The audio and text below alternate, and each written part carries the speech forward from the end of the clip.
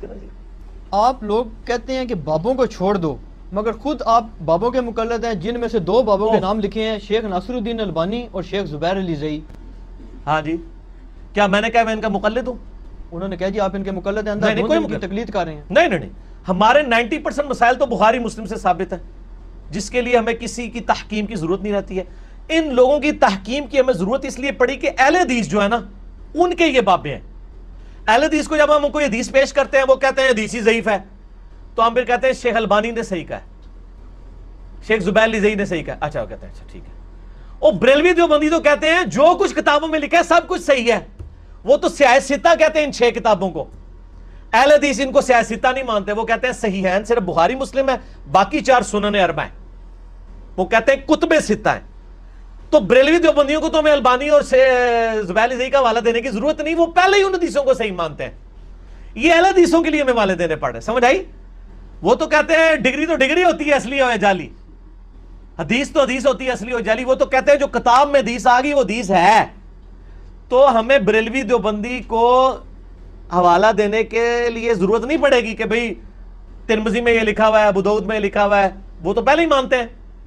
ہاں اگر امام ترمذی یا امام ابو داؤد خود لکھ دینا کہ یہ روایت صحیح نہیں ہے، وہ تو ہم پھر پیش کریں گے نا، کیونکہ جس پہ تکیہ تھا وہی پتے ہوا دینے لگے. اگر امام خود ہی کہہ رہا ہے روایت جعلی ہے پھر تو ہم اس کا حوالہ دے رہے ہیں. ہم البانی کا یا زبیر علی زئی کا تو نہیں دیں گے. البانی اور زبیر علی زئی رحمہم اللہ کے حوالے ہم دیتے ہیں اہل حدیث کے لیے، کیونکہ وہ اپنے آپ کو سمجھتے ہیں ہم ذرا علمی لوگ ہیں، تو پھر ہم نہ میں وہابی نہ میں بابی، میں ہوں مسلم علمی کتابی. میں علمی کتابی بندہ ہوں، میں ان کو کہتا ہوں چلو یار یہ تمہارے لوگوں نے اس کو صحیح کہا ہے. ٹھیک ہو گیا جی؟ یہ اہل حدیث کے لیے والے ہوتے ہیں، دیوبند بریلوی کے لیے نہیں ہوتے. تو آپ ہماری مجبوری سمجھیں. ٹھیک ہے؟ جس طرح ہم یعنی اگر کسی شیعہ کو حوالہ نہج البلاغہ سے دے رہے ہیں تو آپ ہمیں گلہ نہیں کر سکتے آپ نہج البلاغہ سے حوالہ کیوں دیا. اس لیے کہ ہم اپنا موقف ان کی کتاب سے ان کے سامنے رکھ رہے ہیں.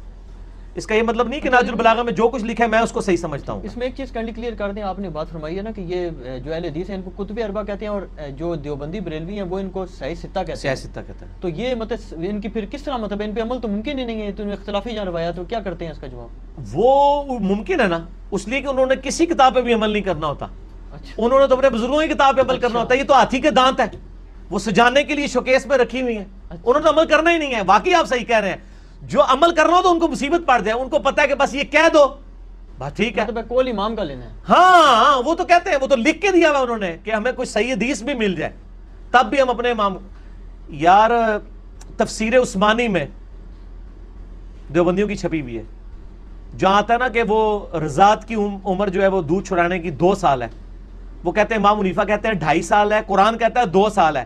ہو سکتا ہے امام حنیفہ کے پاس بھی کوئی دلیل ہو. چلو حدیثوں میں تو آپ کہہ سکتے ہیں حدیثیں کچھ گھوم گئی، کہتے ہیں نا ساڑھی گھوم گئی ہیں، وہ بھی جھوٹ ہے. وہ تو ترک تھے، حدیثیں تو بڑی تھوڑی ہیں. نبی اسلام کی 10,000 سے زیادہ حدیثیں نہیں ہیں، وہ تو طریق ہیں. ترک کئی زیادہ ہیں، ایک حدیث کے 700 ترک ہیں. مسئلہ 36 میرا دیکھ لیں. تو وہ قرآن کے خلاف دلیل امام حنیفہ کے پاس کوئی اور قرآن تھا نعوذ باللہ. وہ تو قرآن کی آیات ماننے کے لیے تیار نہیں ہے. مجھے بتائیں پاکستانی قوم ایاک نعبد و ایاک نستعین کو ٹرو سپرٹ میں ماننے کے لیے تیار ہے؟